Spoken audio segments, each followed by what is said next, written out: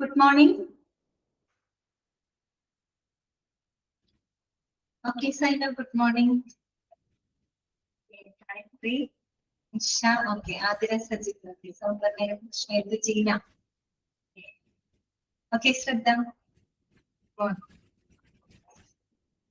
Okay, Abhirami.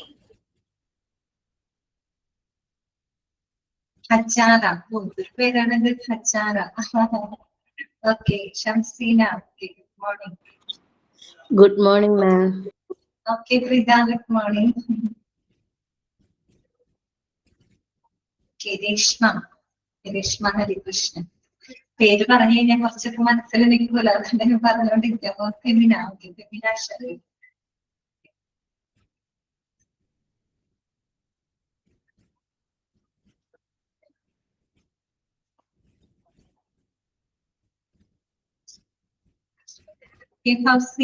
Morning.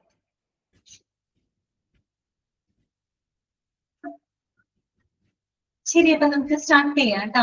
Class start ചെയ്യാം. നമുക്ക് എല്ലാവരും ഓക്കെ ആണല്ലോ അല്ലെ? Okay Merin. Okay, Saranya, good morning. നമ്മള് കഴിഞ്ഞ ക്ലാസ്സിൽ പറഞ്ഞു നിർത്തിയത് ഓഫർ ഓഫ് അപ്പോയിന്റ്മെന്റ് അല്ലെ? അവിടെ വരെയല്ലേ നമ്മൾ പറഞ്ഞ് തുടങ്ങി വെച്ചിട്ടുള്ളൂ അല്ലെ? ഓഫർ ഓഫ് അപ്പോയിന്റ്മെന്റ് നമ്മള് പഠിച്ചിട്ടുണ്ടായിരുന്നു. നമ്മൾ ആദ്യം അപ്പോയിന്റ്മെന്റ് ഓഫർ കൊടുക്കും അല്ലെ? ഓഫർ എന്ന് പറയുമ്പോൾ നിയമന വാഗ്ദാനം ഉണ്ട് കേട്ടോ. അപ്പോയിന്റ്മെന്റ് ഓഫറും അപ്പോയിന്റ്മെന്റ് ഓർഡറും രണ്ടാണെന്ന് എപ്പോഴും ഓർക്കണം കേട്ടോ. രണ്ടും ഒന്നാണെന്ന് വിചാരിക്കരുത്.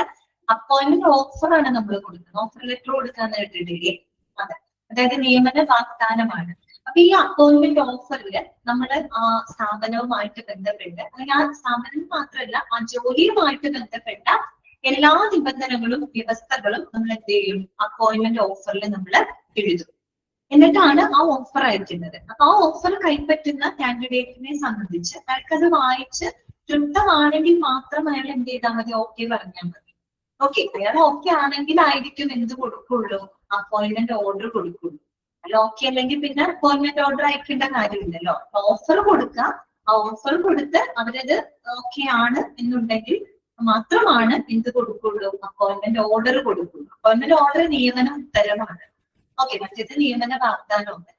രണ്ടാണ് കേട്ടോ. ഓക്കെ, അപ്പൊ നമ്മള് അപ്പോയിന്റ്മെന്റ് ഓഫറിന്റെ ഒരു മോഡലാണ് നമ്മൾ പറഞ്ഞു തുടങ്ങിയിട്ടുണ്ടായിരുന്നത്. അപ്പൊ അത് തന്നെ നമുക്ക് കണ്ടിന്യൂ ചെയ്യാം. അപ്പോയിന്റ്മെന്റ് ഓഫർ അതല്ലേ നമ്മൾ ആ മോഡൽ തുടങ്ങിയാണ് പറഞ്ഞത് കേട്ടോ. അതിനകത്ത് ഫയൽ നമ്പർ ഉണ്ടായിരിക്കും, അതുപോലെ കാൻഡിഡേറ്റിന്റെ പേര് ഉണ്ടായിരിക്കും, സബ്ജക്ട് ഉണ്ടായിരിക്കും, റെഫറൻസ് ഉണ്ടായിരിക്കും. Dear Mr. or Mrs. Krishnakumar, this is with reference to your application for employment in AIIMS ആണ് കേട്ടോ. AIIMS Institute of Medical Sciences. Subsequent to the interview, we have the pleasure to offer employment on the following terms and conditions. We wholeheartedly welcome you to be a part of the AIIMS family. അപ്പോ ഇതിനകത്ത് നമ്മുടെ ആ ഒരു ജോലി സംബന്ധമായിട്ടുള്ള കുറെ terms and conditions 19 എണ്ണം അതിനകത്ത് പറയുന്നുണ്ട്. ഈ സെയിം ക്ലോസുകൾ തന്നെ ഇവിടെയും വരുന്നുണ്ട്. ഈ അപ്പോയിന്റ്മെന്റ് ഓർഡറിലും വരുന്നുണ്ട് കേട്ടോ. ഇപ്പൊ നമുക്ക് ഈ ക്ലോസുകൾ ക്ലിയർ ആയിട്ട് നമുക്ക് മനസ്സിലാക്കി പോകാം. അത് ക്ലിയർ ചെയ്ത് കഴിഞ്ഞാൽ പിന്നെ സെയിം ക്ലോസ് തന്നെയാണ് അടുത്തതിൽ വരുന്നത്. അപ്പൊ വീണ്ടും നമ്മൾ അതിനെപ്പറ്റി എക്സ്പ്ലെയിൻ ചെയ്യേണ്ട താല്പര്യമില്ല. അപ്പൊ നമുക്ക് ടൈം ലാഭിക്കാൻ പറ്റും. അപ്പൊ ഓരോന്നും മനസ്സിലാക്കുക കേട്ടോ. ഫസ്റ്റ് കണ്ടീഷൻ ഇതാണ്: the appointment will be effective from the date of joining our organisation കേട്ടോ. അപ്പൊ ഒരു കാര്യം മനസ്സിലാക്കുക, നമ്മളിപ്പോ ഏതൊരു ജോലിക്കും ഓഫർ കൊടുക്കുമ്പോൾ ഓൾമോസ്റ്റ് ഇതേ മോഡൽ ആയിരിക്കും കേട്ടോ. ഓരോ കമ്പനിയുടെയും ടേംസും കണ്ടീഷൻസും ഒരുപോലെ ഇല്ലല്ലോ, വ്യത്യാസം ഉണ്ടാവും അല്ലെ? ഇതൊരു ഹോസ്പിറ്റലിന്റെ ടേംസ് ആൻഡ് കണ്ടീഷൻ ആവില്ലല്ലോ മറ്റേതെങ്കിലും സ്ഥാപനങ്ങൾക്ക് വരും. പക്ഷെ ഒരു മോഡൽ ഏകദേശം ഇങ്ങനെ തന്നെയായിരിക്കും കേട്ടോ.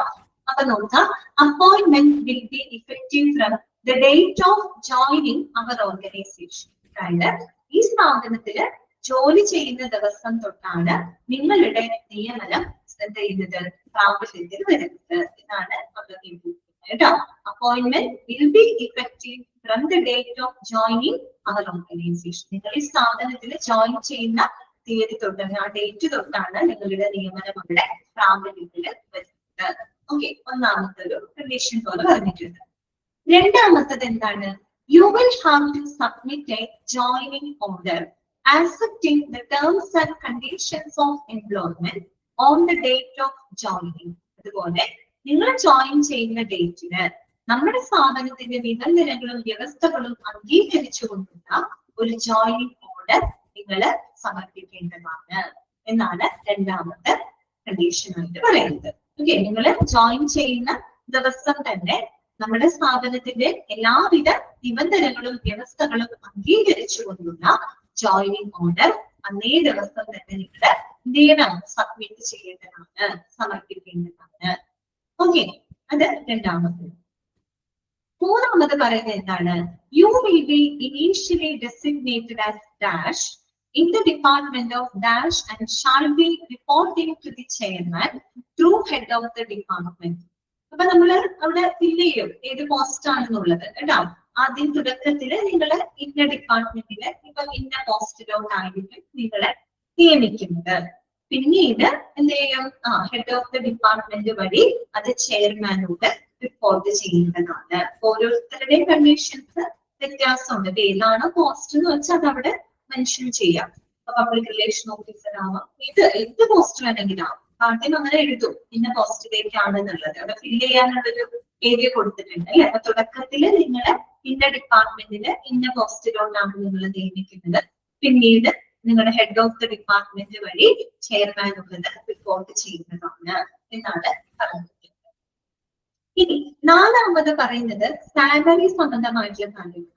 ഇത്രയും നമ്മൾ പറഞ്ഞത് അവർക്ക് കൊടുക്കുന്ന ആ ഒരു പോസ്റ്റും അതുപോലെ അവരുടെ അപ്പോയിന്റ്മെന്റും ജോയിനിങ് ഓർഡറുമായിട്ട് ബന്ധപ്പെട്ട കാര്യങ്ങളാണെങ്കിൽ അടുത്തത് പറയുന്നത് അവരുടെ സാലറി ബേസ്ഡ് ആയിട്ടുള്ള കാര്യങ്ങളാണ്.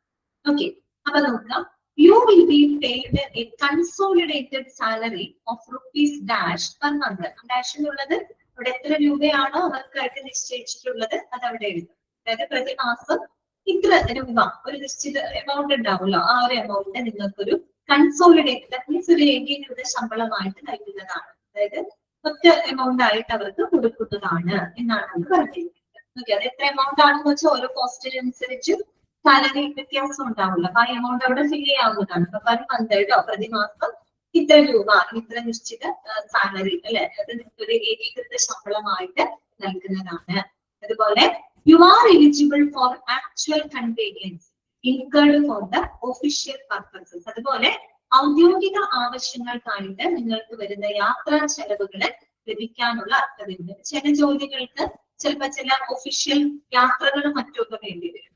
ഈ ഒഫീഷ്യൽ യാത്രകൾക്ക് അവർ അവരുടെ കയ്യിൽ നിന്ന് പൈസ എടുക്കേണ്ടതാണ്.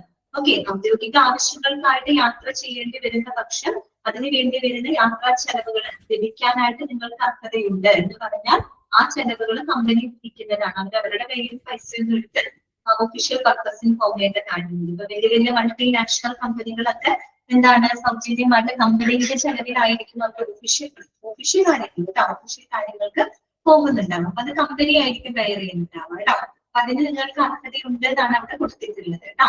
ഔദ്യോഗിക ആവശ്യങ്ങൾക്ക് വേണ്ടിയിട്ട് യാത്രകൾ ചെയ്യേണ്ടി വരുന്ന പക്ഷം ആ യാത്രാ ചെലവുകൾ ലഭിക്കാനായിട്ട് നിങ്ങൾക്ക് അർഹതയുണ്ട്.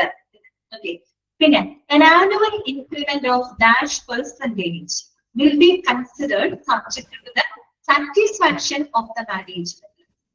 അതുപോലെ തന്നെ നിങ്ങളുടെ പെർഫോമൻസ് അല്ലെ, നിങ്ങളുടെ പ്രവർത്തനത്തില് മാനേജ്മെന്റ് തൃപ്തികരമാണെങ്കിൽ, മാനേജ്മെന്റ് തൃപ്തനാണെങ്കിൽ നിങ്ങൾക്ക് ഇത്ര ശതമാനം എന്താണ് വാർഷിക ശമ്പള വർധനവ് അനുവദിക്കുന്നതാണ്. അവിടെ എത്ര പെർസെന്റേജ് ആണെന്നുള്ളത് നമുക്ക് അവിടെ എഴുതാം. അത് എത്രയാണെന്ന് വെച്ചാൽ കമ്പനി തീരുമാനിക്കും അല്ലെ.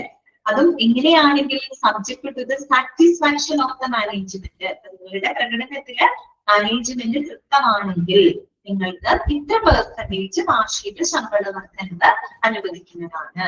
ഓക്കെ, പിന്നെ അടുത്തതോ for extraordinary performance multiple increments will be considered by the management. ഇനിയിപ്പോ നിങ്ങളുടെ പെർഫോമൻസ് മികച്ചതാണെങ്കിൽ, അത്രയും മികവുറ്റതാണെങ്കിൽ ഒന്നിലധികം തവണ എന്താണ് ശമ്പള വർധനവിന്റെ മാനേജ്മെന്റ് പരിഗണിക്കാവുന്നതാണ്. ഓരോരുത്തരുടെ പെർഫോമൻസിനനുസരിച്ചിരിക്കും. ഇപ്പൊ ഭയങ്കരമായ പെർഫോമൻസ് ഒക്കെ ചെയ്യുന്ന ആളുകളാണെങ്കിൽ ചിലപ്പോൾ ഇതിനു പുറമെ ഇടയ്ക്കിടയ്ക്ക് അവർക്ക് എന്ത് കൊടുക്കും?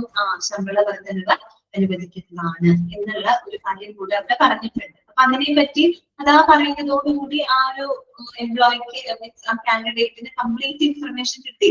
സാലറി എത്രയാണ്, പെർഫോമൻസിനെ ബേസ് ചെയ്ത് സാലറി ഇട്ടു, അതിന് വർധനമുണ്ടാവോ, അങ്ങനെയൊക്കെയുള്ള കാര്യങ്ങളെ പറ്റി ഒരു ക്രിസ്റ്റൽ ക്ലിയർ ആയിട്ടുള്ള ഒരു ഇൻഫർമേഷൻ അവർക്ക് അത് എഴുതിയിരിക്കുന്നുണ്ട് അല്ലെ. ഓക്കെ, ഇത്ര മനസ്സിലായോ? ഓക്കെ, നാല് കാര്യങ്ങൾ ക്ലിയർ ആണോ? ഓക്കെ അല്ലേ? ഓക്കെ, അടുത്തത് കേട്ടോ. അഞ്ചാമത്തത് പറയുന്നത് പ്രൊബേഷൻ പീരീഡിനെ പറ്റിയിട്ടാണ്. അതായത് നമ്മളിപ്പോ ഒരു ജോലിയിൽ കയറുമ്പോൾ തുടക്കം നമ്മളൊരു പ്രൊബേഷൻ പീരീഡ് ഉണ്ടാവും അല്ലെ, നമുക്കൊരു ട്രെയിനിങ് പീരീഡ് ആണ് അല്ലെ. പ്രൊബേഷൻ പീരീഡ് വളരെ ക്രൂഷ്യൽ പീരീഡ് ആണെന്ന് തന്നെ നമുക്ക് പറയാം അല്ലെ. നമ്മൾ ഏറ്റവും അധികം പരമാവധി ലീവുകളൊന്നും എടുക്കാതെ നമുക്ക് മാക്സിമം നമ്മള് അല്ലെ ഇൻപുട്ട് കൊടുക്കേണ്ട ഒരു സമയം കൂടിയാണ് നമ്മുടെ പ്രൊബേഷൻ പീരീഡ് അല്ലെ. നമുക്ക് ആ ജോലി എങ്ങനെ ചെയ്യണം എന്നതുമായിട്ട് ബന്ധപ്പെട്ട ആ ഒരു ട്രെയിനിങ് ആണ് നമുക്ക് തരുന്നത്.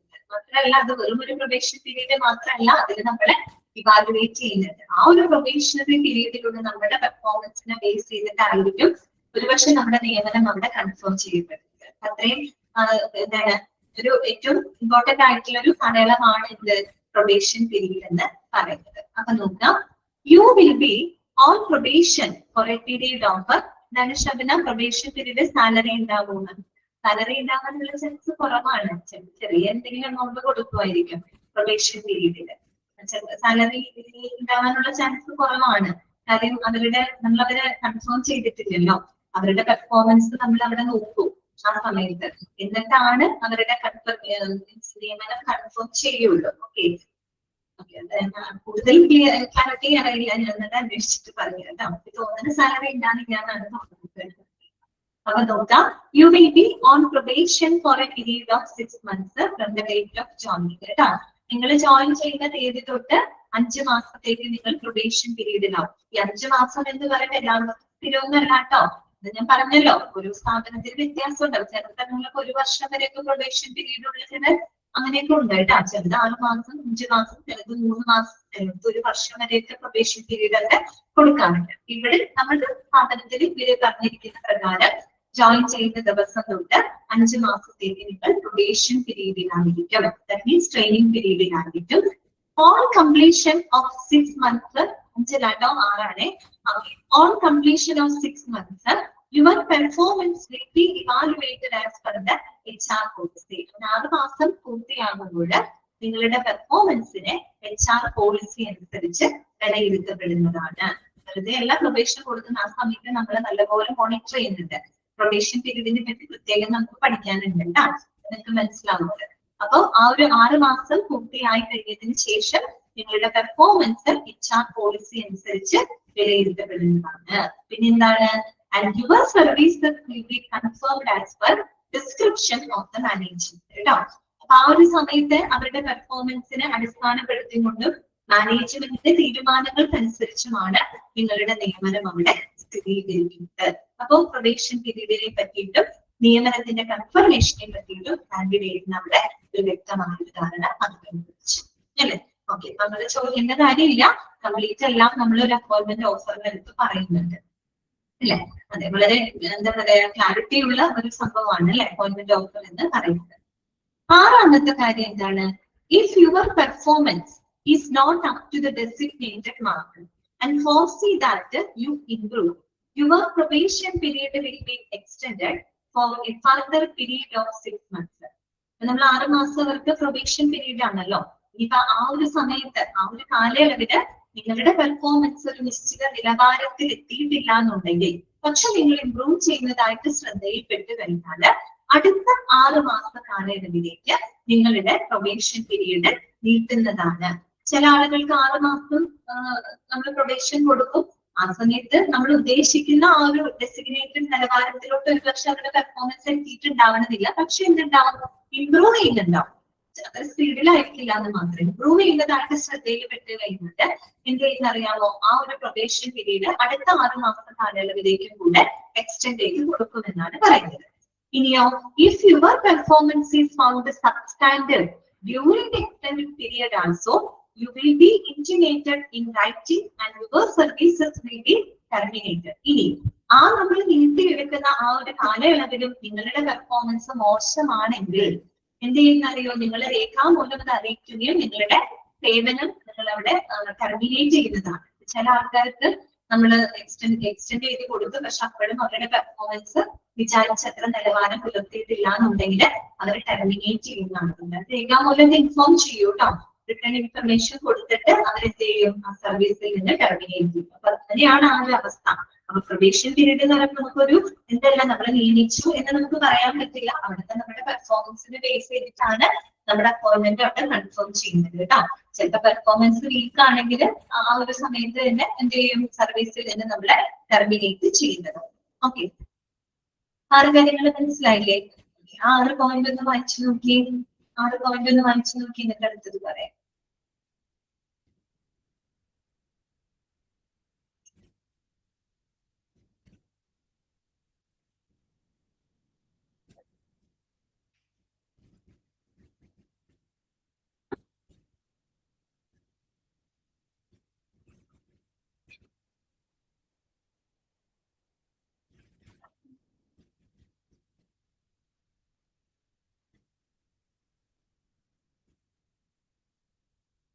ഓക്കെ, അതെ അതെ അതെ, അപ്രന്റീസ്ഷിപ്പ്.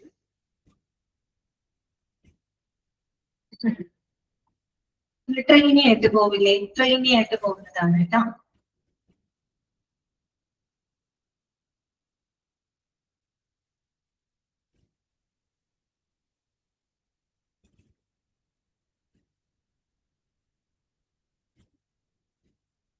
താങ്ക് യു കേട്ടോ.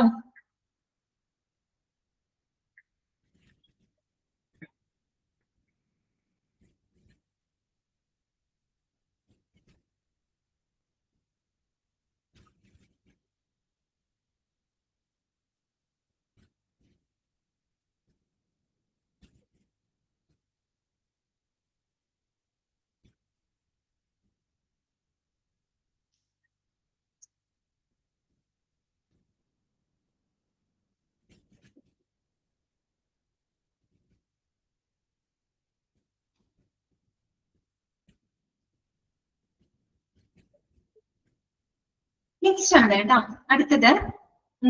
7th point, your designation will be subject to change in due course of time as per the company's requirement and subsequent promotions based on your performance.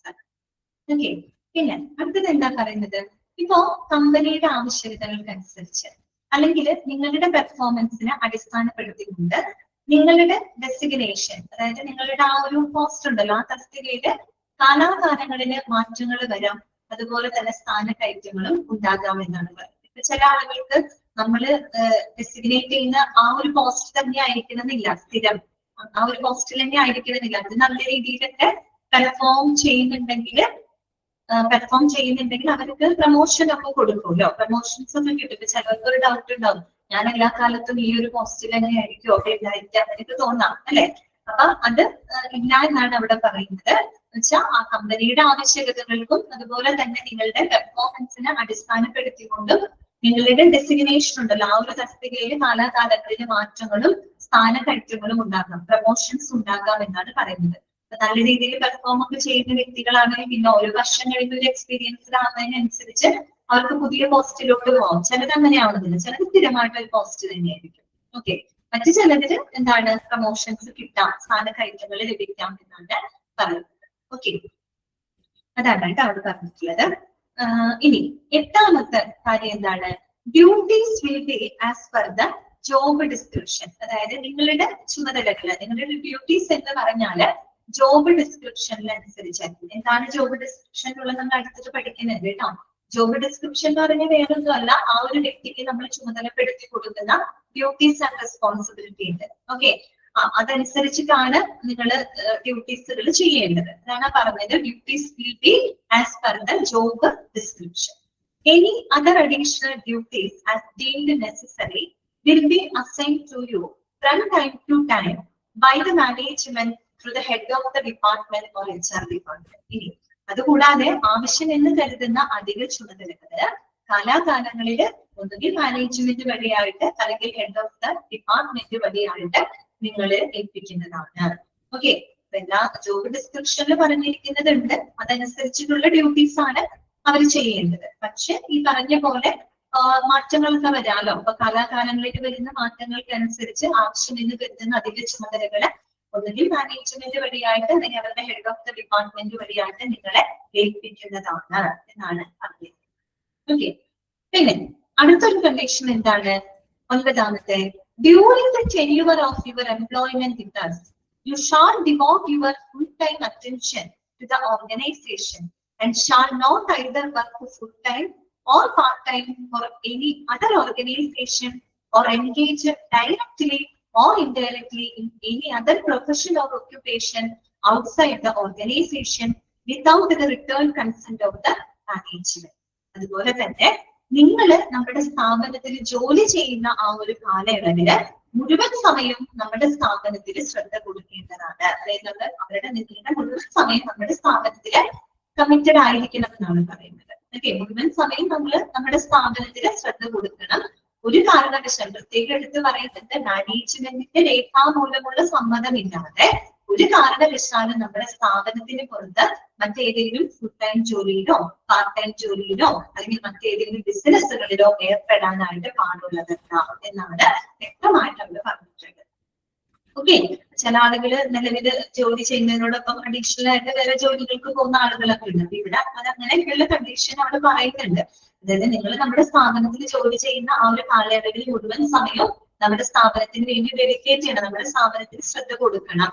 അല്ലാതെ മാനേജ്മെന്റിന് രേഖാമൂലമുള്ള സമ്മതമോ അനുവാദമോ ഇല്ലാതെ നമ്മുടെ സ്ഥാപനത്തിന് പുറത്ത് മറ്റേതെങ്കിലും ജോലികളില് ഡയറക്റ്റ് ആയിട്ട് അല്ലെങ്കിൽ ഇൻഡയറക്റ്റ് ആയിട്ട് ഫുൾ ടൈമോ പാർട്ട് ടൈം ജോലികളിലോ ബിസിനസ്സുകളിലോ ഒന്നും തന്നെ ഏർപ്പെടാനായിട്ട് പാടുള്ളതല്ല എന്നാണ് ഇവിടെ പറഞ്ഞിട്ടുള്ളത്. ഓക്കെ, ഇനി 10ാമത്തെ കാര്യം എന്താണ്? If deemed necessary you will be liable to be transferred to any other department or branch offices or sister concern of the organization anywhere in India. അതുപോലെ ആവശ്യമെന്ന് കരുതുന്ന പക്ഷം ഇന്ത്യയിൽ എവിടെയുമുള്ള നമ്മുടെ സ്ഥാപനത്തിന്റെ മറ്റു ഡിപ്പാർട്ട്മെന്റിലോട്ടോ അല്ലെങ്കിൽ മറ്റേതെങ്കിലും ബ്രാഞ്ച് ഓഫീസിലോട്ടോ മറ്റേതെങ്കിലും സഹോദര സ്ഥാപനത്തിലോട്ടോ നിങ്ങളെ സ്ഥലം മാറ്റാനായിട്ട് മാനേജ്മെന്റ് അധികാരമുണ്ട്. എന്ന് പറഞ്ഞാൽ നിങ്ങളുടെ ജോലി ട്രാൻസ്ഫർ വരാൻ സാധ്യതയുണ്ട് എന്നാണ് അവിടെ പറഞ്ഞിട്ടുള്ളത്. ഓരോ പോസ്റ്റിനും വ്യത്യാസം ഉണ്ടാവും, ഓരോ കമ്പനിയിലൊക്കെ വ്യത്യാസം ഉണ്ടാവും. എങ്കിലും അവരുടെ കണ്ടീഷനാണ് അവർ പറഞ്ഞിരിക്കുന്നത്. ആവശ്യമെന്ന് കരുതുകയാണെങ്കിൽ ഇന്ത്യയിൽ എവിടെയുമുള്ള നമ്മുടെ സ്ഥാപനത്തിന് മറ്റേതെങ്കിലും ഡിപ്പാർട്ട്മെന്റിലോട്ടോ ബ്രാഞ്ചിലോട്ടോ സഹോദര സ്ഥാപനങ്ങളിലോട്ടോ നിങ്ങളെ സ്ഥലം മാറ്റാനായിട്ട് ആർക്ക് അധികാരമുണ്ട്? മാനേജ്മെന്റിന് അധികാരമുണ്ട് എന്നാണ് അവർ പറഞ്ഞിട്ടുള്ളത്. ഓക്കെ, 11ാമത്തെ പോയിന്റ് ഇതാണ്. You will have to abide by the existing rules and regulations of the organization and future amendments. അതുപോലെ തന്നെ നമ്മുടെ സ്ഥാപനത്തിന് ഇപ്പൊ നിലവിലുള്ള നിയമങ്ങളും ചട്ടങ്ങളും അതുപോലെ വരാനിരിക്കുന്ന amendments പല മാറ്റങ്ങള് ഭേദഗതികളൊക്കെ വരാനിരിക്കുന്ന മാറ്റങ്ങളൊക്കെ നിങ്ങൾ പാലിക്കാനായിട്ട് ബാധ്യസ്ഥരാണ് അല്ലെ? അത് പ്രത്യേകം അവിടെ പറഞ്ഞിട്ടുണ്ട് അല്ലെ? നിലവിൽ നമ്മുടെ സ്ഥാപനത്തിലുള്ള നിയമങ്ങളും ചട്ടങ്ങളും നിങ്ങൾ പാലിക്കണം. ഇനി ഭാവിയിൽ ചിലപ്പോൾ വരാനിരിക്കുന്നതായിട്ടുള്ള എന്തെങ്കിലും മാറ്റങ്ങളോ ഭേദഗതികളോ ഉണ്ടെങ്കിലും അതും നിങ്ങൾ പാലിക്കാനായിട്ട് അവിടെ ബാധ്യസ്ഥനാണ് എന്നാണ് അവിടെ പറഞ്ഞത്. 12ാമത്തെ കാര്യം എന്താണ്?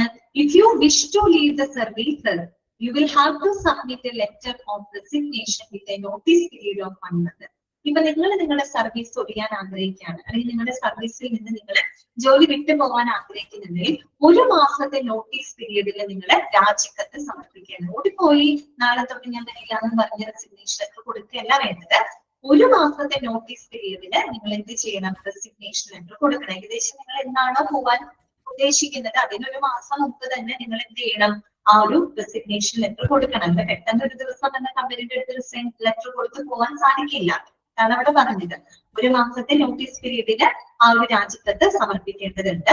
അത് മാത്രമല്ല you will have to hand over the official belongings duties and responsibilities to a person designated by the management. അതുകൂടാതെ നിങ്ങൾ ജോലിയിൽ നിന്ന് ഒഴിവാകുന്നതിന് മുൻപായിട്ട് നിങ്ങളുടെ ഔദ്യോഗികമായിട്ടുള്ള ആ ജോലി സംബന്ധമായിട്ട് അവർക്ക് കൊടുത്തിട്ടുള്ള എല്ലാ ഔദ്യോഗിക വസ്തുക്കള് അതുപോലെ ചുമതലകള് ഉത്തരവാദിത്തങ്ങള് അത് മാനേജ്മെന്റ് തീരുമാനിക്കുന്ന വ്യക്തിയിലോട്ട് കൈമാറുന്നതാണ്, ഹാൻഡ് ഓവർ ചെയ്യേണ്ടതാണ്. പിന്നെ അടുത്ത എന്താ പറയുന്നത്? You have to obtain a no due certificate from each department counter sign by HR department. അതുപോലെ തന്നെ നിങ്ങൾ ഓരോ ഡിപ്പാർട്ട്മെന്റിൽ നിന്നും നോ ഡ്യൂ ഫോം എന്ത് ചെയ്തിരിക്കണം, വാങ്ങിച്ചിരിക്കണം. നോ ഡ്യൂ ഫോം എന്താണ്? അതായത് പ്രത്യേകിച്ച് ഒരു ഡിപ്പാർട്ട്മെന്റിലും ഇവരുടെ പണമായിട്ടോ എന്തെങ്കിലും ഇവരുടെ കയ്യിൽ നിന്ന് എന്തെങ്കിലും നഷ്ടങ്ങളോ കാര്യങ്ങളോ ഒന്നും ഇല്ല എന്ന്, ബാധ്യതകളൊന്നും വരുത്തിയിട്ടില്ലാന്ന് ഉറപ്പ് വരുത്തുന്ന നോ ഡ്യൂ സർട്ടിഫിക്കറ്റ് അല്ലെ. നോ ഡ്യൂ സർട്ടിഫിക്കറ്റ് അത്രയേ ഉള്ളൂ. The candidate that has no outstanding dues ഒന്നും ഇല്ല, പ്രത്യേകിച്ച് വല്ല ബാധ്യതയോ കാര്യങ്ങളോ ഒന്നും ഇല്ല എന്നുള്ള ഉറപ്പാക്കുന്ന ആ നോ ഡ്യൂ സർട്ടിഫിക്കറ്റ് ഓരോ ഡിപ്പാർട്ട്മെന്റിൽ നിന്ന് നിങ്ങൾ വാങ്ങിച്ചിരിക്കണം. Once the HR releases the no dues, your accounts will be settled from the Department of Finance. അപ്പൊ ഒരു തവണ ഒരിക്കലും HR ഈ നോ ഡ്യൂ ഫോം നിങ്ങൾ ഇഷ്യൂ ചെയ്ത് കഴിഞ്ഞു കഴിഞ്ഞാൽ പിന്നെ നിങ്ങളുടെ ഫിനാൻസ് ഡിപ്പാർട്ട്മെന്റ് നിങ്ങളുടെ അക്കൗണ്ടുകളെ സെറ്റിൽ ചെയ്യുന്നതാണ്. ഇവർക്ക് എന്തെങ്കിലും ഡ്യൂസ് ഉണ്ടെങ്കിൽ ചിലപ്പോൾ അവരുടെ അക്കൗണ്ട്സിൽ നിന്നായിരിക്കും അത് പിടിക്കുക. അല്ലാത്ത പക്ഷം അത് ക്ലിയർ ചെയ്ത് കഴിഞ്ഞു കഴിഞ്ഞാൽ ഫിനാൻസ് ഡിപ്പാർട്ട്മെന്റ് നിങ്ങളുടെ അക്കൗണ്ട്സ് സെറ്റിൽ ചെയ്യുന്നതാണ്. അപ്പൊ ഒന്ന് ആലോചിച്ച് നോക്കിയേ, ഒരാൾ ജോലിയുമായിട്ട് ബന്ധപ്പെട്ട് ഇവർ പിരിഞ്ഞു പോകുന്നത് വരെയുള്ള കാര്യങ്ങളെ പറ്റിയിട്ട് വ്യക്തമായ എല്ലാ ഡീറ്റെയിൽസുകളും നമ്മൾ അപ്പോയിന്റ്മെന്റ് ഓഫീസറിനകത്ത് കൊടുക്കുന്നുണ്ട് അല്ലെ. അപ്പൊ കാൻഡിഡേറ്റിന് അതിൽ എല്ലാം ക്ലാരിറ്റി കിട്ടുന്നുള്ളത് മനസ്സിലാക്കി വെക്കുക കേട്ടോ. മനസ്സിലായില്ലേ? ഇത്രയും പോയിന്റുകൾ ക്ലിയർ അല്ലേ? പോയിന്റ് അല്ല, ഇതിൽ പറഞ്ഞിരിക്കുന്ന കണ്ടീഷൻസ് ഉണ്ട് കേട്ടോ. നെക്സ്റ്റ് പറയുന്നത് 13ാമത്തെ, company can discontinue your services by giving 1 month notice or 1 month salary in lieu of notice without assigning any reason whatsoever. ഇതുപോലെ തന്നെ അവരുടെ ഒരു കണ്ടീഷനാണ് അവർ പറയുന്നത്. എല്ലായിടത്തും ഒരുപോലെ ആണെന്നില്ല. അതായത് ചിലപ്പോ പെട്ടെന്ന് കാരണങ്ങളൊന്നും ബോധിപ്പിക്കാതെ കമ്പനിക്ക് വേണമെങ്കിൽ 1 മാസത്തെ നോട്ടീസ് നൽകിയിട്ടോ അല്ലെങ്കിൽ 1 മാസത്തെ ശമ്പളം നൽകിയിട്ടോ നിങ്ങളുടെ സേവനങ്ങളെ അവസാനിപ്പിക്കാവുന്നതാണ്. അത് ആ കമ്പനിയുടെ കാര്യമാണ് പറഞ്ഞത്. എല്ലായിടത്തും അങ്ങനെ ആവുന്നില്ല. ഇത് കേൾക്കുമ്പോൾ നമുക്ക് നെഗറ്റീവായിട്ട് ഫീൽ ചെയ്യും. പക്ഷെ ഇവരുടെ കണ്ടീഷനിൽ പറയുന്ന കാര്യം ഇതാണ്. അതായത് ഏതെങ്കിലും പ്രത്യേകിച്ച് ചിലപ്പോൾ കാരണങ്ങളൊന്നും ബോധിപ്പിക്കാതെ കമ്പനിക്ക് വേണമെങ്കിൽ 1 മാസത്തെ നോട്ടീസ് നൽകിയിട്ടോ അല്ലെങ്കിൽ 1 മാസത്തെ സാലറി നൽകിക്കൊണ്ടോ നിങ്ങളുടെ സേവനങ്ങൾ അവസാനിപ്പിക്കാവുന്നതാണ്. ഇപ്പൊ ചില എംപ്ലോയീസ് ജോലിയിലൊക്കെ കയറിയിട്ട് എന്തെങ്കിലും മിസ്ബിഹേവോ കാര്യങ്ങളൊക്കെ ചെയ്താൽ ഇപ്പൊ നമുക്ക് പുറത്തേക്ക് വെളിപ്പെടുത്താൻ പറ്റാത്ത ചില കാര്യങ്ങളൊക്കെ നടക്കാമല്ലോ. അപ്പൊ അത് ചിലപ്പോൾ പ്രത്യേകിച്ച് കാരണങ്ങൾ ബോധിപ്പിക്കാതെ ചിലപ്പോൾ നമുക്ക് അവരെ ഒട്ടും പറ്റില്ലാത്ത ഒരു സാഹചര്യം ഉണ്ടെന്ന് കമ്പനിക്ക് തോന്നുകയാണ്, അല്ലെങ്കിൽ അവര് മൂലം മറ്റേ ആർക്കെങ്കിലും മോശമായിട്ട് എന്തെങ്കിലും അനുഭവങ്ങളോ അല്ലെങ്കിൽ അത് എന്തെങ്കിലും മിസ്ബിഹേവോ നമുക്ക് അവരെ പറഞ്ഞു ബോധിപ്പിക്കാൻ പറ്റാത്ത ചില കാര്യങ്ങളൊക്കെ അവരുടെ ഭാഗത്തുനിന്ന് ഉണ്ടായി കഴിഞ്ഞാൽ ചിലപ്പോൾ കാരണങ്ങളൊന്നും ബോധിപ്പിക്കാതെ തന്നെ എന്ത് ചെയ്യാന്നാ പറയുന്നത്, കമ്പനിക്ക് ഒന്നുകിൽ 1 മാസത്തെ നോട്ടീസ് കൊടുത്തോ അല്ലെങ്കിൽ 1 മാസത്തെ ശമ്പളം നൽകിയിട്ടോ സേവനം അവസാനിപ്പിക്കാവുന്നതാണ്. ചില കാര്യങ്ങൾ അവരോട് പേഴ്സണലായിട്ട് പറയാൻ പറ്റിയിട്ട് വരും, അവർക്ക് പേഴ്സണൽ ഹേർട്ട് ഉണ്ടാക്കുന്ന കാര്യങ്ങളാണ്. എന്നാൽ ഒട്ടും കമ്പനിക്ക് അഡ്ജസ്റ്റബിൾ അല്ലാത്ത കാര്യങ്ങളാണെങ്കിൽ ചിലപ്പോൾ പ്രത്യേകിച്ച് കാരണമൊന്നും ബോധിപ്പിക്കാൻ പറ്റിയെന്ന് വരില്ല. അപ്പൊ അങ്ങനെയുള്ള സാഹചര്യത്തിലും അങ്ങനെയൊക്കെ പല കണ്ടീഷൻസുകൾ വരാലോ. ഓക്കെ, അതാണ് അവിടെ പറഞ്ഞിട്ടുള്ളത് കേട്ടോ. ഓക്കെ, ക്ലിയർ അല്ലേ? പറഞ്ഞ കാര്യങ്ങൾ മനസ്സിലായോ? ഓക്കെ അല്ലേ? അടുത്തത് 14ാമത്തെ കാര്യം പറയുന്നത് നമ്മളൊരു ജോലിയുമായിട്ട് ബന്ധപ്പെട്ടുള്ള ഒഫീഷ്യൽ കാര്യങ്ങളുടെ കോൺഫിഡൻഷ്യാലിറ്റി മെയിൻറ്റെയിൻ ചെയ്യുന്നതുമായിട്ട് ബന്ധപ്പെട്ടതാണ് കേട്ടോ. നോക്കാം, all official information passed on to you for the successful execution of duties have to be kept strictly confidential and shall not disclose the same orally or return to any individual or concern which will be treated as a breach of employment, and your services will be terminated with immediate effect without any compensation or notice period whatsoever. എന്താണ് പറഞ്ഞത്? അതായത് നിങ്ങളുടെ ചുമതലകള് ഏറ്റവും successful ആയിട്ട് നടപ്പിലാക്കുന്നതിന് വേണ്ടിയിട്ട് നിങ്ങളുടെ കൈമാറിയിട്ടുള്ള എല്ലാ ഔദ്യോഗികമായിട്ടുള്ള വിവരങ്ങളും ആയിരിക്കണം, സ്ട്രിക്റ്റ്ലി കോൺഫിഡൻഷ്യൽ ആയിരിക്കണം. ഓക്കെ, ജോലി സംബന്ധമായിട്ടുള്ള കാര്യങ്ങളാണ് അല്ലെ. ആ ജോലി സംബന്ധമായിട്ട് അതൊരു എത്തിക്സിന്റെ ഭാഗം കൂടിയാണ് കേട്ടോ. ആ ജോലി ഏറ്റവും നല്ല രീതിയിൽ അങ്ങനെയുള്ള പോസ്റ്റുകളൊക്കെ ഉണ്ടാവില്ലേ.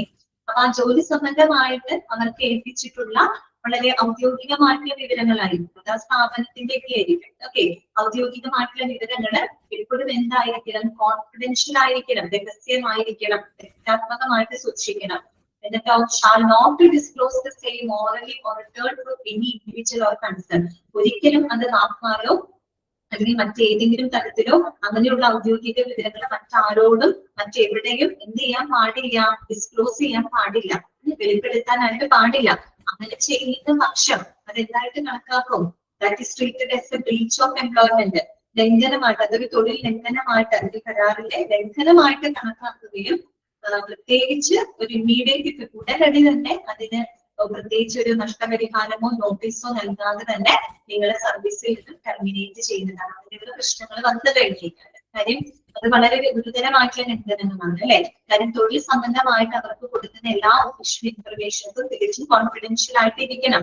അതൊരിക്കലും വാക്കാലോ അത് മറ്റേതെങ്കിലും രീതിയിൽ മറ്റാളുകളോടോ മറ്റേതെങ്കിലും സ്ഥാപനത്തിനോടോ ആരോടും തന്നെ ഡിസ്ക്ലോസ് ചെയ്യാനായിട്ട് പാടില്ല. അങ്ങനെ ചെയ്യുന്ന പക്ഷം അത് കരാബന്ധനമായിട്ട് കണക്കാക്കും, ഗുരുതര വീഴ്ചയായിട്ട് കണക്കാക്കും. ഉടനടി തന്നെ നോട്ടീസോ നഷ്ടപരിഹാരമോ ഒന്നും നൽകാതെ തന്നെ നിങ്ങളുടെ സർവീസിൽ നിന്ന് നിങ്ങളെ ടെർമിനേറ്റ് ചെയ്യുന്നതാണ് എന്നാണ് അവിടെ കൊടുത്തിട്ടുള്ളത്.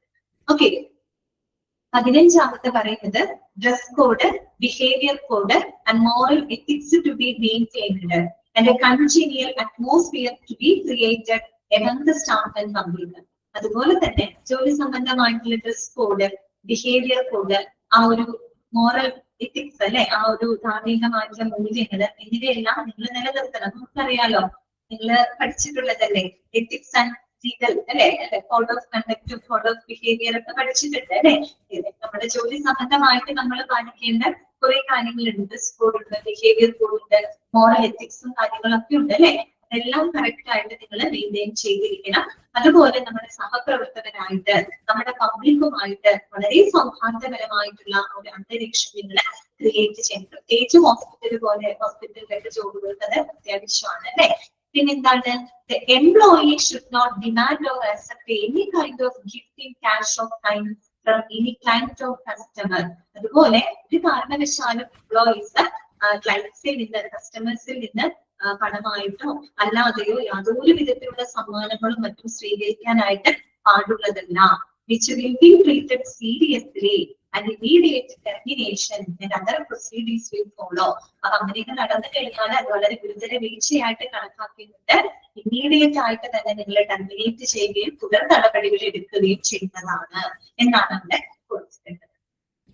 ഓക്കെ, ഇത്രയൊക്കെ മനസ്സിലാവുന്നില്ലേ നിങ്ങൾക്ക്? പറയുന്ന കാര്യങ്ങളൊക്കെ ക്ലിയർ അല്ലേ എല്ലാവർക്കും? ഓക്കെ ആണ്. ഇനി അടുത്തത് 16. ഇത് നമ്മൾ ഇങ്ങനെ ഡീറ്റെയിൽ ആയിട്ട് പറഞ്ഞു പോകുന്നത് ഇതേ സെയിം ക്ലോസ് അടുത്തത് വരും. അവിടെ ഞാൻ ഇനി എക്സ്പ്ലനേഷൻ തരില്ല കേട്ടോ. ഇത് തന്നെയാണ് അവിടെ പറയുന്നത്, ഇതേ സെയിം ക്ലോസുകൾ തന്നെയാണ് പറയുന്നത്. അപ്പൊ വീണ്ടും ഞാൻ അവിടെ എക്സ്പ്ലെയിൻ ചെയ്യില്ല, അതുകൊണ്ടാണ് ഇവിടെ നമ്മൾ ഡീറ്റെയിൽ ആയിട്ട് പറയുന്നത് കേട്ടോ.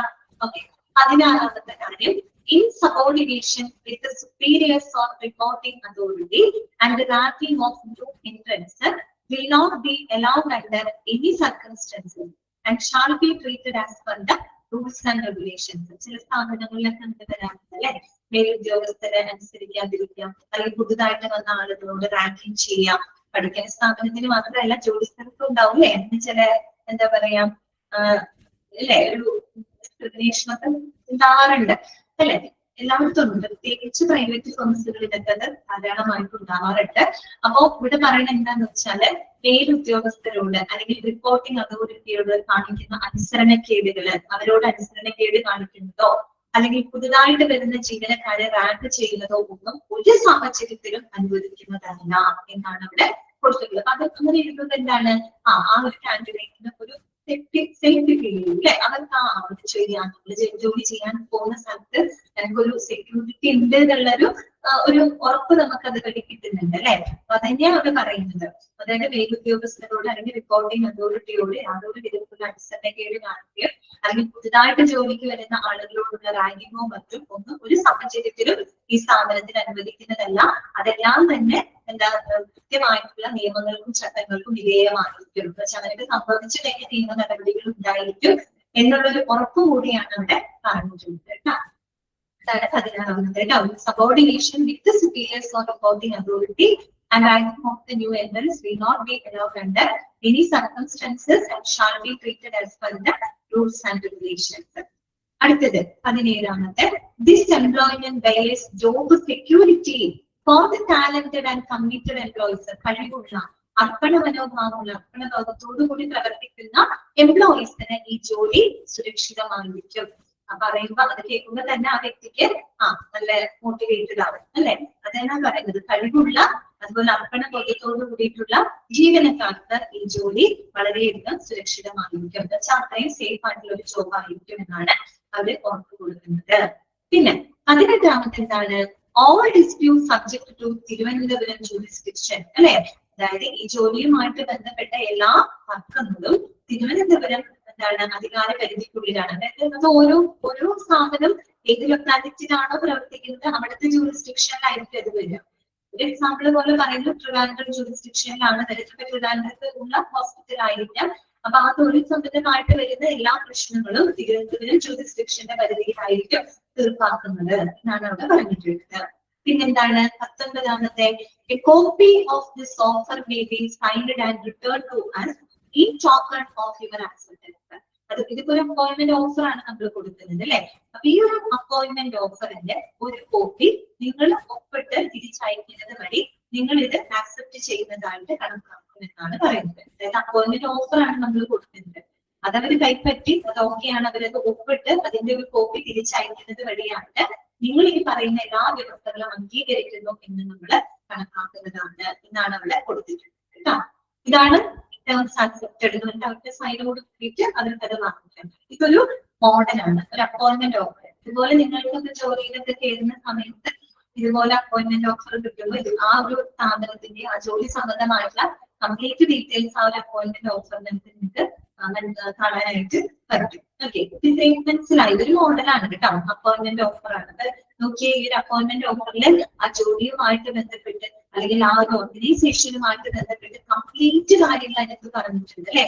പ്രൊബേഷൻ പീരീഡിനെ പറ്റി പറഞ്ഞിട്ടുണ്ട്, സാലറിനെ പറ്റി പറഞ്ഞിട്ടുണ്ട്, ട്രേഡ് അതുപോലെ തന്നെ എന്താണ് മറ്റുള്ള കോഡ് ഓഫ് കണ്ടക്ട് അല്ലെ, എത്തിക്കൽ വാല്യൂസ് അതിനെ പറ്റിയുള്ള പറയുന്നുണ്ട്. ഇനി അഥവാ ലീവ് ചെയ്തു പോകുന്ന സാഹചര്യങ്ങളെ പറ്റി പറയുന്നുണ്ട്. ജോലി സംബന്ധമായിട്ട് കീപ്പ് ചെയ്യേണ്ട ആ ഒരു കോൺഫിഡൻഷ്യാലിറ്റിയെ പറ്റിയിട്ടും എല്ലാം അതിനകത്ത് പറയുന്നുണ്ട്. എന്ന് വെച്ചാൽ കാൻഡിഡേറ്റിനെ പ്രത്യേകിച്ച് ജോലി സംബന്ധിച്ച് അങ്ങോട്ട് ചോദിക്കേണ്ടി വരുന്നില്ല അല്ലെ. അവർക്ക് എല്ലാ ഉത്തരങ്ങളും എല്ലാ ഇൻഫർമേഷൻസും ഈ ഒരു അപ്പോയിന്റ്മെന്റ് ഓഫർ വഴി ലഭിക്കുന്നുണ്ടെന്ന് മനസ്സിലാക്കാം. ക്ലിയർ അല്ലേ എല്ലാവർക്കും? ഓക്കെ അല്ലേ? മനസ്സിലായോ? വായിച്ചു നോക്കിക്കോളൂ കേട്ടോ, വായിച്ചു നോക്കിക്കോ. എന്നിട്ട് നമുക്ക് അടുത്ത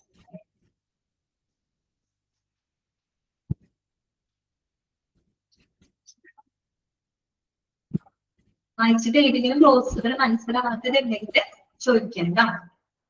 സെയിം ക്ലോസ് തന്നെ നെക്സ്റ്റ് വരുന്നുണ്ട്.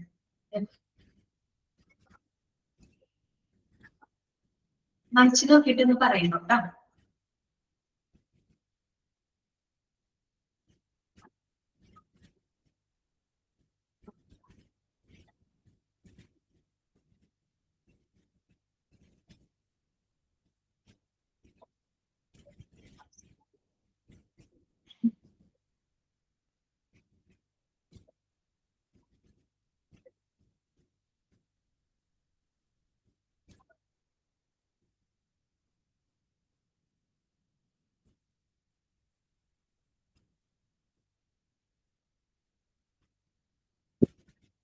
വായിച്ചില്ലേ?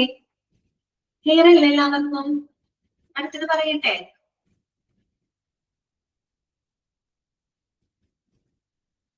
ഓക്കെ, അടുത്തത് നമ്മള് അതിനകത്തൊരു കാര്യം നമ്മൾ പറഞ്ഞത് ഓർമ്മയുണ്ട്, ജോബ് ഡിസ്ക്രിപ്ഷനെ പറ്റി പറഞ്ഞത് ഓർമ്മയുണ്ടോ?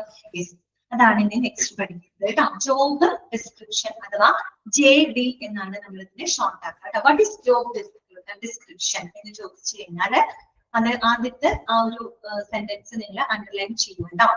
JD or job description, that means duties and responsibilities ആണ്. It is an attachment of the other എന്നല്ല കേട്ടോ, ഓഫർ എന്നാണ്. It is an attachment of the offer of appointment and the appointment order.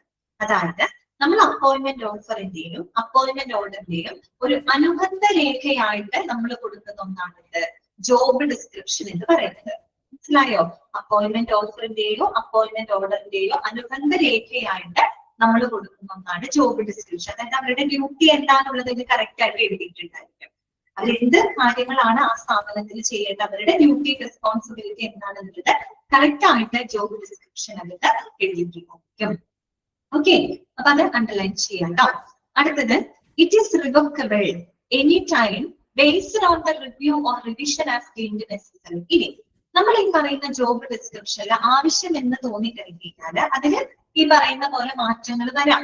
അതായത് എന്തെങ്കിലും മാറ്റങ്ങളോ പരിഷ്കരണങ്ങളോ ഒക്കെ അതിനകത്ത് വരാം. എന്നും എല്ലായ്പ്പോഴും ഒരേപോലെ ആവണമെന്നില്ലല്ലോ. ചിലപ്പോൾ അതിന്റെ ഡ്യൂട്ടീസിലും റെസ്പോൺസിബിലിറ്റീസിലും ചെറിയ ചെറിയ വ്യത്യാസങ്ങളും കാര്യങ്ങളൊക്കെ ഉണ്ടാവും. അപ്പൊ ആവശ്യം എന്ന് തോന്നുന്ന പക്ഷം ഈ പറയുന്ന കാര്യങ്ങളില് എന്തെങ്കിലും പരിഷ്കാരമോ അല്ലെങ്കിൽ ഈ പറയുന്ന മാറ്റങ്ങളോ ഉണ്ടാകാം. ഓക്കെ, അടുത്തതും നിങ്ങൾ അണ്ടർലൈൻ ചെയ്യുക. എന്താണ് ജോബ് ഡിസ്ക്രിപ്ഷൻ എന്നുള്ളതിന് കറക്റ്റ് ഒരു ഡെഫിനേഷൻ അവിടെ കൊടുത്തിട്ടുണ്ട്. അത് അണ്ടർലൈൻ ചെയ്യാം കേട്ടോ. നോക്കുക, ദ ജോബ് ഡിസ്ക്രിപ്ഷൻ കേട്ടോ. The job description is a base document that regarding the duties and responsibilities entrusted to an employee. Underline ചെയ്യാം കേട്ടോ.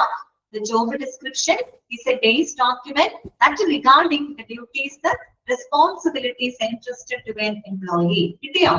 ഓക്കെ, എന്താണ് പറയുന്നത്? നമ്മളൊരു എംപ്ലോയിക്ക് ചുമതലപ്പെടുത്തി കൊടുക്കുന്ന ഡ്യൂട്ടീസ് ആൻഡ് റെസ്പോൺസിബിലിറ്റിയെ പറ്റിയിട്ടുള്ള അടിസ്ഥാന രേഖയാണ് ഇത് ജോബ് ഡിസ്ക്രിപ്ഷൻ. ഡയറക്റ്റ് ആയിട്ട് ചോദിക്കാൻ ക്വസ്റ്റ്യൻ ആണ് കേട്ടോ. Dash is a base document regarding the duties and responsibilities entrusted to an employee. ഇതാണ് ജോബ് ഡിസ്ക്രിപ്ഷൻ അഥവാ JD എന്നാണ് ഷോർട്ട് ആയിട്ട് പറയുക. ഓക്കെ, ഇനി ഈ ജോബ് ഡിസ്ക്രിപ്ഷനിൽ എന്തൊക്കെ കാര്യങ്ങളുണ്ട്? Job description highlights only the main activities and the staff is obligated to do all the minute grassroots levels of the job description. ഒരു ജോബ് ഡിസ്ക്രിപ്ഷൻ എടുത്തു കഴിഞ്ഞാൽ അവർ ചെയ്യേണ്ട ഡ്യൂട്ടീസ് ആൻഡ് റെസ്പോൺസിബിലിറ്റിയുടെ ഏറ്റവും പ്രധാനപ്പെട്ട പ്രവർത്തനങ്ങളായിരിക്കും അവർ ഹൈലൈറ്റ് ചെയ്ത് കാണിക്കുക. അങ്ങനെയാണെങ്കിലും അതിന്റെ അർത്ഥം അത് മാത്രം ചെയ്താൽ മതി എന്നല്ല. ആ ജോലിയുമായിട്ട് ബന്ധപ്പെട്ട ഏറ്റവും മൈന്യൂട്ട് ആയിട്ടുള്ള ചുമതലകൾ വരെ ചെയ്യാനായിട്ട് ആ ഒരു വ്യക്തി ബാധ്യസ്ഥനാണ്. നമ്മൾ ജോബ് ഡിസ്ക്രിപ്ഷൻ കൊടുക്കുമ്പോൾ ആ ജോലിയുമായിട്ട് ബന്ധപ്പെട്ട പ്രധാനപ്പെട്ട കാര്യങ്ങളായിരിക്കും അവർ ഹൈലൈറ്റ് ചെയ്ത് അങ്ങനെ കാണിക്കുക. അല്ലാണ്ട് ചെറിയ ചെറിയ കാര്യങ്ങളൊന്നും അവർ ഇങ്ങനെ എഴുതൂല. ഏറ്റവും പ്രധാനപ്പെട്ട കാര്യങ്ങൾ മാത്രമായിരിക്കും അവർ ഹൈലൈറ്റ് ചെയ്ത് കാണിക്കുക.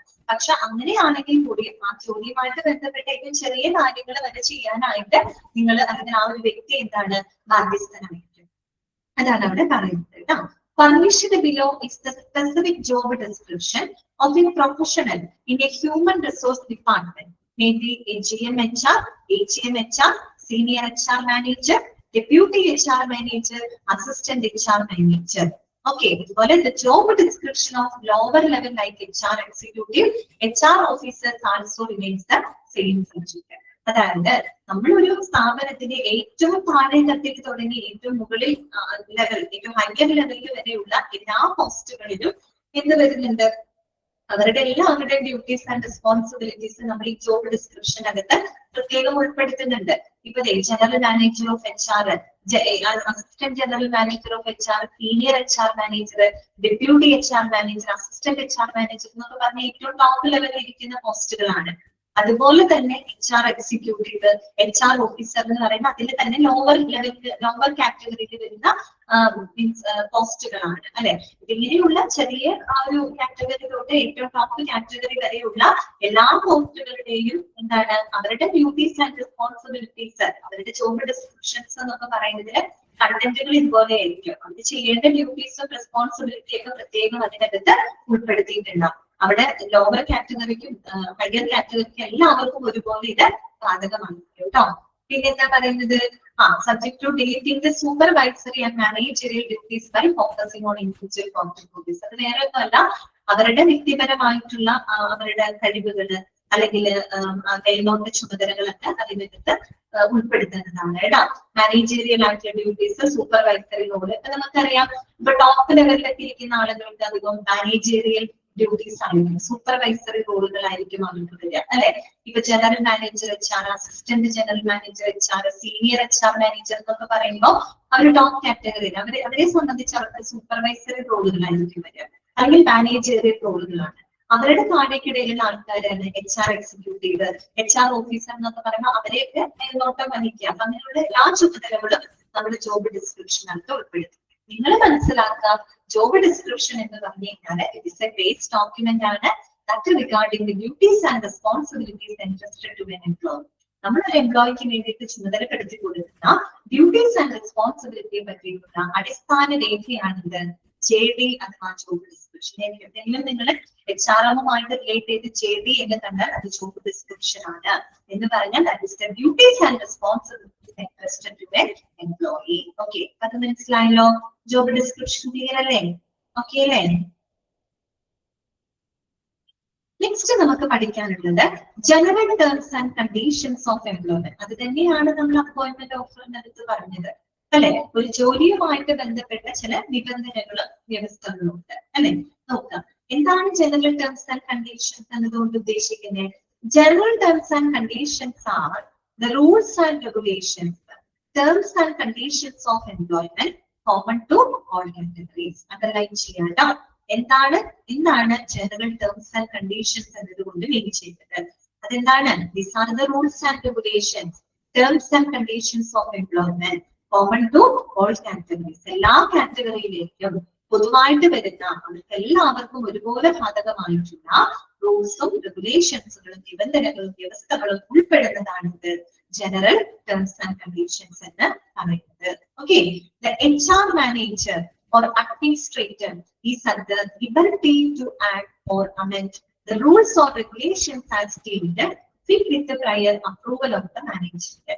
അതായത് നമ്മൾ ഈ ജനറൽ ടേംസ് ആൻഡ് കണ്ടീഷൻസിന് മാനേജ്മെന്റിന്റെ അപ്രൂവൽ ലഭിക്കുന്നതിന് മുൻപ് തന്നെ HR മാനേജർക്കോ HR അഡ്മിനിസ്ട്രേറ്റർക്കോ ആവശ്യമെന്ന് തോന്നുന്ന ഈ പറയുന്ന നിയമങ്ങളും ചട്ടങ്ങളൊക്കെ അവർക്ക് ആഡ് ചെയ്യാം, അല്ലെങ്കിൽ അവർക്ക് അത് അമെൻഡ് ചെയ്യാം. അതിനൊക്കെയുള്ള അധികാരം ആർക്കുണ്ട്? HR മാനേജറിനുണ്ട് കേട്ടോ. അവരാണ് അത് കൺട്രോൾ ചെയ്യുന്നത്. സോ ഈ പറയുന്ന റൂൾസും റെഗുലേഷൻസിലും ടേംസ് ആൻഡ് കണ്ടീഷൻസിലൊക്കെ മാറ്റങ്ങൾ വരുത്താനാണെങ്കിലും പുതിയ കാര്യങ്ങൾ ആഡ് ചെയ്യാനും ഒക്കെ അവർക്ക് അധികാരമുണ്ട്. ഓക്കെ, അവർക്കാണ് അധികാരമുള്ളൂ. ആർക്ക്? HR മാനേജറിനും അഡ്മിനിസ്ട്രേറ്ററിനും കേട്ടോ. ഇനി നമ്മൾ ഈ പറയുന്ന ജനറൽ ടേംസ് ആൻഡ് കണ്ടീഷൻസിന് കുറച്ച് എക്സാമ്പിൾ ആണ്. അത് ഞാൻ ജസ്റ്റ് വായിച്ചു പോകുന്നുള്ളൂ. കാര്യം ഏതുപോലെ തന്നെ നമ്മൾ നേരത്തെ പറഞ്ഞ പോലത്തെ കാര്യങ്ങൾ തന്നെയാണ് കേട്ടോ. Then appointment will be effective from the date of joining our organization. നമ്മൾ നേരത്തെ പറഞ്ഞതാണ്, ഓർഗനൈസേഷനിൽ ജോയിൻ ചെയ്ത ദിവസം തൊട്ട് നിങ്ങളുടെ അപ്പോയിന്റ്മെന്റ് നാട്ടിലേക്ക് വരും. അതുപോലെ the aspirant has to submit a joining order accepting terms and conditions of employment on the date of joining. അത് അവിടെ നമ്മൾ പറഞ്ഞ സെയിം ക്ലോസ് അല്ലേ. ജോയിൻ ചെയ്യുന്ന ഡേറ്റ് തൊട്ട് ഡേറ്റിന് ഇവിടുത്തെ എല്ലാ നിബന്ധനകളും വ്യവസ്ഥകൾ അംഗീകരിച്ചുകൊണ്ട് ജോയിനിങ് ഓർഡർ. അപ്പൊ ഓരോ ടേംസ് ആൻഡ് കണ്ടീഷൻസ് ആണ് പറയുന്നത് അല്ലെ. അതുപോലെ duties will be as per the job description individual. അവിടെ പറയാത്തൊരു ക്ലോസ് ഇവിടെ ജസ്റ്റ് പറഞ്ഞിട്ടുണ്ട്. Paid holidays include 13 public holidays and 12 casual leaves per year. അതായത് ഇവർക്ക് 13 പബ്ലിക് ഹോളിഡേസ് കിട്ടും, അതുപോലെ 12 കാഷ്വൽ ലീവ്സ് പ്രതിവർഷമാണ് കേട്ടോ. ഒരു വർഷം 13 പൊതു അവധികളും ലഭിക്കും, 12 കാഷ്വൽ ലീവ്സ് നമുക്ക് ലഭിക്കും. അതുപോലെ four weekly off per month, ഓരോ മാസവും നിങ്ങൾക്ക് എന്താണ് ഒരു ഫോർ വീക്കിലി ഓഫ് അല്ലെ. അതിനാൽ ഒരു വീക്കിലി ഓഫ് കിട്ടുന്നത് ഓരോ മാസം കേട്ടോ. ഓരോ മാസത്തിൽ ഒരാഴ്ചയിൽ ഒരു ദിവസം നിങ്ങൾക്ക് ഓഫ് ലഭിക്കും. അതുപോലെ sick leave subject to production of medical certificate ഹാജരാക്കി അതിന്റെ അടിസ്ഥാനത്തിൽ നിങ്ങൾക്ക് സിക്ക് ലീവ് ലഭിക്കുന്നതാണ് എന്നൊക്കെ പറഞ്ഞിട്ടുണ്ട്. അതുപോലെ ഇനി other additional duties as deemed necessary will be assigned from time to time by management. അതുപോലെ അധികമായിട്ട് വരുന്ന ചുമതലകള്, ആവശ്യമെന്ന് തോന്നുന്ന അധിക ചുമതലകള് ഒരു കാലഘട്ടങ്ങളിൽ മാനേജ്മെന്റ് നിങ്ങളെ ഏൽപ്പിക്കുന്നതാണ്, ചെയ്യുന്നതാണ് എന്നൊക്കെയാണ് അവിടെ പറഞ്ഞിട്ടുള്ളത് കേട്ടോ. ബാക്കിയൊക്കെ വെറുതെ വായിച്ചു പോകേണ്ട കാര്യമുള്ളൂ. നേരത്തെ പറഞ്ഞു തന്നെയാണ്. of your employment you shall be gone for your good time and ഞാൻ വായിക്കണ്ട, അത് വായിച്ചത് കേട്ടോ. നിങ്ങൾ വായിച്ചാൽ മതി. ഓക്കെ, നിങ്ങളൊന്ന് വായിക്കുന്നത് ഞാനിപ്പോ സെയിം കാര്യം തന്നെയാണ്, അത് വീണ്ടും വീണ്ടും വായിക്കണമെന്നില്ല. ഓക്കെ, നിങ്ങളൊന്ന് വായിക്കും കേട്ടോ. സെയിം ക്ലോസ് ആണ്, എന്താ പറഞ്ഞ അതേ ക്ലോസ്. ഇവിടെ പ്രൊബേഷൻ പീരീഡ് 3 months എന്ന് പറഞ്ഞിട്ടുണ്ട്. ഞാൻ പറഞ്ഞല്ലോ, അത് ഓരോ സ്ഥാപനത്തിന് പ്രൊബേഷൻ പീരീഡ് വ്യത്യാസം ഉണ്ടാവും. 3 to 1 year വരെയൊക്കെ പ്രൊബേഷൻ കൊടുക്കുന്ന സ്ഥാപനങ്ങളുണ്ട് കേട്ടോ. വായിച്ചു.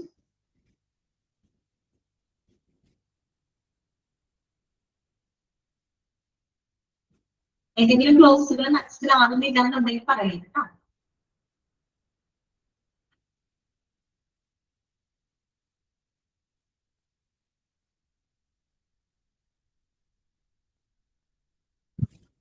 ബോറടിച്ച് തുടങ്ങിയോ ക്ലാസ്?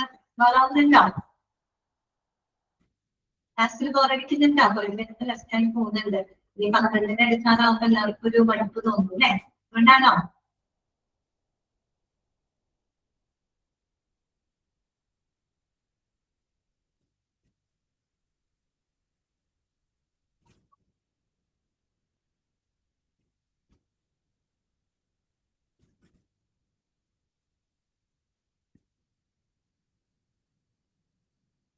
വായിച്ചു നോക്കിയില്ലേ?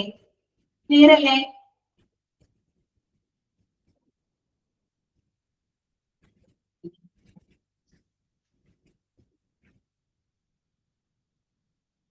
ഇനി നമുക്ക് നെക്സ്റ്റ് പഠിക്കാനുള്ളതാണ് ജോയിനിങ് ഓർഡർ കേട്ടോ. നമ്മൾ ആ ക്ലോസിനകത്ത് പറഞ്ഞില്ലേ, നിങ്ങൾ എന്താണ് ജോയിൻ ചെയ്യുന്ന ദിവസം നമ്മുടെ സ്ഥാപനത്തിന്റെ നിബന്ധനകളും വ്യവസ്ഥകളും അംഗീകരിച്ചുകൊണ്ടുള്ള ഒരു ജോയിനിങ് ഓർഡർ നിങ്ങൾ എന്താണ് സബ്മിറ്റ് ചെയ്യണം എന്ന് നമ്മൾ പറഞ്ഞു അല്ലെ. അതാണ്, അതിനെ പറ്റിയാണ് നമ്മൾ പഠിക്കുന്നത് കേട്ടോ. ജോയിനിങ് ഓർഡർ അതായത് നിയമനം വാഗ്ദാനം ലഭിച്ചിട്ടുള്ള ഒരു കാൻഡിഡേറ്റിന് ആ നിയമനം സ്വീകരിക്കുന്നതായിട്ട് അറിയിച്ചുകൊണ്ട് അവർ കൊടുക്കുന്ന ഒന്നാണ് ജോയിനിങ് ഓർഡർ. മനസ്സിലായോ? അതായത് അപ്പോയിന്റ്മെന്റ് ഓഫർ കൈപ്പറ്റിയിട്ടുള്ള ഒരു വ്യക്തി, ഒരു കാൻഡിഡേറ്റ്, അവര് അതിൽ പറഞ്ഞിരിക്കുന്ന നിബന്ധനകളും വ്യവസ്ഥകളും അംഗീകരിക്കുന്നു എന്ന് അവര് രേഖാമൂലം സ്ഥിരീകരിക്കുന്ന ഒരു ഒരു ഡോക്യുമെന്റ് ആണ് ഇത് ജോയിനിങ് ഓർഡർ എന്ന് പറയുന്നത്. ഇത് പ്രൂഫായിട്ട് വെക്കുന്നതാണ്. കാര്യം അവർ ആ ഓഫർ കൈപ്പറ്റി അവർ ഓക്കെയാണ്, ജോലി ചെയ്യാൻ അവർ തയ്യാറാണ് എന്ന് ആ ഒരു കൺഫർമേഷൻ കൊടുത്തുകൊണ്ടുള്ള ഒരു ഡോക്യുമെന്റ് ആണ് ഇത് ജോയിനിങ് ഓർഡർ എന്ന് പറയുന്നത്. ഓക്കെ, അപ്പൊ നമുക്കത് വായിക്കാം. The aspirant who has received the offer of appointment should confirm in writing that he has accepted the offer of appointment. That is called joining order. Underline ചെയ്യണം. എന്താണ് joining order? പറയുന്നുണ്ട് the aspirant who has received the offer of appointment should confirm in writing that he has accepted the offer of appointment. ആ ഒരു വ്യക്തി appointment offer സ്വീകരിച്ചതായിട്ട് confirm ചെയ്ത് രേഖാമൂലം അറിയിക്കുന്ന ഒരു ഡോക്യുമെന്റ് ആണ് ജോയിനിങ് ഓർഡർ എന്ന് പറയുന്നത്. പിന്നെ വേറൊരു കാര്യം കൂടെ മനസ്സിലാക്കണം. He or she can reject or ask for a modification in the offer of appointment on the terms and conditions not acceptable by them. നമ്മൾ ഒരാൾക്ക് അപ്പോയിന്റ്മെന്റ് ഓഫർ കൊടുക്കുമ്പോൾ എല്ലാ ടേംസ് ആൻഡ് കണ്ടീഷൻസ് പറയുന്നുണ്ട്. അപ്പൊ ഇത് കൈപ്പറ്റുന്ന ഒരു കാൻഡിഡേറ്റിനെ സംബന്ധിച്ച് അവർക്ക് ചിലപ്പോൾ ചിലതൊക്കെ അവർക്ക് ആക്സെപ്റ്റബിൾ ആയിരിക്കും, ഇപ്പൊ ചിലത് അവർക്ക് ആക്സെപ്റ്റ് ചെയ്യാൻ പറ്റാത്ത കാര്യങ്ങളുണ്ട് അല്ലെ. അപ്പൊ അങ്ങനെയുള്ള കാര്യങ്ങൾ അവർക്ക് എന്ത് ചെയ്യാം? ഒന്നുകിൽ അവർക്ക് റിജക്ട് ചെയ്യാം, അല്ലെങ്കിൽ അവർക്ക് അതിനൊരു മോഡിഫിക്കേഷൻ വരുത്താനായിട്ട് മാനേജ്മെന്റിനോട് ആവശ്യപ്പെടാം. അതിനുള്ള അധികാരം നമുക്കുണ്ട്. ഇപ്പൊ അപ്പോയിന്റ്മെന്റ് ഓഫറിൽ പറഞ്ഞ എല്ലാ ടേംസ് ആൻഡ് കണ്ടീഷൻസ് ചിലപ്പോൾ ഒരാൾക്ക് ആക്സെപ്റ്റബിൾ ആവണമെന്നില്ല. ഒന്നുകിൽ അവർക്ക് അത് റിജക്ട് ചെയ്യാം അല്ലെ, അല്ലെങ്കിൽ അവർക്ക് എന്താ ആവശ്യപ്പെടാം, അതിൽ എന്തെങ്കിലും ചില കണ്ടീഷൻസിൽ ചെറിയൊരു മോഡിഫിക്കേഷൻ വരുത്താനായിട്ട് അവർക്ക് എന്ത് ചെയ്യാം? മാനേജ്മെന്റിനോട് ആവശ്യപ്പെടാം. ഓക്കെ, അതുപോലെ in that context the company okay in terms of not acceptable by them. Okay, in that context the company has the liberty to accept or reject their suggestions based on the necessity of the candidate. അപ്പോ അങ്ങനെ അവർ ആവശ്യപ്പെടുന്ന സമയത്ത് കമ്പനിക്ക് ആ വ്യക്തിയുടെ ആവശ്യകത അനുസരിച്ച് ആ വ്യക്തി കമ്പനിക്ക് എത്രത്തോളം എന്താണ് നെസസറി ആണ്, ആവശ്യകതയുണ്ട് എന്നതിന്റെ അടിസ്ഥാനത്തിൽ കമ്പനിക്ക് വേണമെങ്കിൽ അവർക്ക് അത് ആക്സെപ്റ്റ് ചെയ്യാം, അല്ലെങ്കിൽ റിജക്ട് ചെയ്യാം. ഞാൻ പറഞ്ഞ കാര്യം മനസ്സിലായോ? അതായത് അപ്പോയിന്റ്മെന്റ് ഓഫർ കിട്ടുന്ന വ്യക്തിക്ക് അത് ഒന്നുകിൽ അവർക്ക് റിജക്ട് ചെയ്യാം, അവർക്ക് ഏതെങ്കിലും കണ്ടീഷൻ അതിൽ പറ്റുന്നില്ല എന്നുണ്ടെങ്കിൽ അതിലൊരു മോഡിഫിക്കേഷൻ വരുത്താമോ എന്ന് മാനേജ്മെന്റിനോട് ചോദിക്കാം, അല്ലെങ്കിൽ മാനേജ്മെന്റിനോട് ആവശ്യപ്പെടാം. അതുപോലെ മാനേജ്മെന്റിന് അധികാരമുണ്ട്. മാനേജ്മെന്റിന് തോന്നുകയാണെങ്കിൽ ഈ ഒരു വ്യക്തി നമ്മുടെ കമ്പനിക്ക് ആവശ്യമുള്ള ഒരാളാണെന്ന് കമ്പനിക്ക് തോന്നുകയാണെങ്കിൽ കമ്പനിക്ക് വേണമെങ്കിൽ എന്ത് ചെയ്യാം? അവരുടെ ആവശ്യം വേണമെങ്കിൽ അംഗീകരിക്കാം അല്ലെ. ചിലപ്പോൾ കമ്പനിക്ക് തോന്നുകയാണ് ഇങ്ങനെ ഇപ്പൊ ഒരു റിജക്ട് ചെയ്യുന്ന ഇങ്ങനെ ആവശ്യപ്പെടുന്ന ഒരു കാൻഡിഡേറ്റ് നമ്മുടെ സ്ഥാപനത്തിന് അത്ര ആവശ്യമില്ല, അയാൾ പോയിക്കോട്ടെ എന്ന് തോന്നുകയാണെങ്കിൽ കമ്പനിക്ക് വേണമെങ്കിൽ എന്ത് ചെയ്യാം? റിജക്ട് ചെയ്യാം, അത് പറ്റില്ല എന്ന് കമ്പനിക്ക് പറയാം. പക്ഷെ ചില കമ്പനിയെ സംബന്ധിച്ച് ചില കാൻഡിഡേറ്റിൽ അവർക്ക് ആക്ടായിട്ടുള്ള കാൻഡിഡേറ്റിന് കിട്ടാൻ ബുദ്ധിമുട്ടുണ്ട്. അപ്പൊ ആ കാൻഡിഡേറ്റ് എന്തായാലും നമ്മുടെ സ്ഥാപനത്തിന് ആവശ്യമാണ്, അങ്ങനെ ഒരാളെ ആവശ്യമാണെന്ന് കമ്പനിക്ക് തോന്നുന്നുണ്ടെങ്കിൽ ചിലപ്പോൾ അവരുടെ ആവശ്യങ്ങൾ എന്ത് ചെയ്യാം? കമ്പനിക്ക് വേണമെങ്കിൽ പരിഗണിക്കാം. ഓക്കെ, അതാണ് പറഞ്ഞത്. ഒരു എക്സാമ്പിൾ അവിടെ പറയുന്നുണ്ട്. For example, in A hospital environment if the aspirant is not ready to do night duty for whatever reason, the company can summarily reject or accept it if the aspirant is that much important or an exclusive aspirant deemed necessary for the running of the hospital. കണ്ടോ? അതാണ് ഇപ്പൊ ഇപ്പൊ ഒരു appointment offer, ഇതൊരു night duty ചെയ്യാനായിട്ട് ബുദ്ധിമുട്ടുള്ള ഒരു candidate ആണ്. പക്ഷെ അതിനകത്ത് പറഞ്ഞിട്ടുണ്ട് നൈറ്റ് ഡ്യൂട്ടി ചെയ്യേണ്ടതായിട്ട് വരുമെന്ന് പറഞ്ഞിട്ടുണ്ട്. പക്ഷെ ഈ വ്യക്തിക്ക് നൈറ്റ് ഡ്യൂട്ടി എടുക്കാൻ ബുദ്ധിമുട്ടുള്ള ഒരാളാണെങ്കിൽ അയാളത് ആവശ്യപ്പെടും അല്ലെ, അതൊന്ന് ആ ഡ്യൂട്ടി ഒന്ന് മാറ്റി തരാനായിട്ട് ചിലപ്പോൾ മാനേജ്മെന്റിനോട് ആവശ്യപ്പെടും. അപ്പൊ മാനേജ്മെന്റ് ആദ്യം എന്ത് ചെയ്യുന്നറിയോ? ഈ പറയുന്ന വ്യക്തി നമ്മുടെ സ്ഥാപനത്തിന് ഏറ്റവും ആവശ്യമാണെന്ന് കരുതുന്നുണ്ടെങ്കിൽ മാനേജ്മെന്റ് ഒരു പക്ഷെ അത് എന്ത് ചെയ്യും, പരിഗണിക്കും. മാനേജ്മെന്റിന് തോന്നാണ് ഒരാളെ നമ്മുടെ കമ്പനിക്ക് വേണ്ട എന്ന് തോന്നാണെങ്കിൽ അവരത് റിജക്ട് ചെയ്യും. അതാണ് പറയുന്നത്. ഓക്കെ, ക്ലിയർ ആയോ? ക്ലിയർ ആയോ? ഓക്കെ, പിന്നെ അത്രയും വരെ ഇരിക്കട്ടെ. ബാക്കി കാര്യങ്ങൾ നമുക്ക് നെക്സ്റ്റ് ക്ലാസ്സിൽ പറയാം കേട്ടോ. ഞാൻ അൺമ്യൂട്ട് ചെയ്യാണ്. ഇന്നത്തെ ക്ലാസ്സിൽ നിങ്ങൾക്ക് എന്തെങ്കിലും ഡൗട്ട്സ് ഉണ്ടെങ്കിൽ ചോദിക്കാം കേട്ടോ.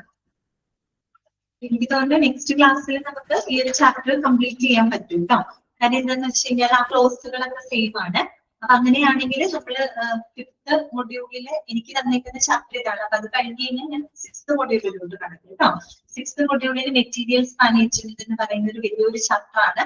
അപ്പൊ അതാണ് എടുക്കുന്നത് കേട്ടോ. ക്ലിയർ അല്ലേ ഇന്നത്തെ ക്ലാസ്? ഓക്കെ, നമുക്ക് നെക്സ്റ്റ് ക്ലാസ്സിൽ കാണാം കേട്ടോ.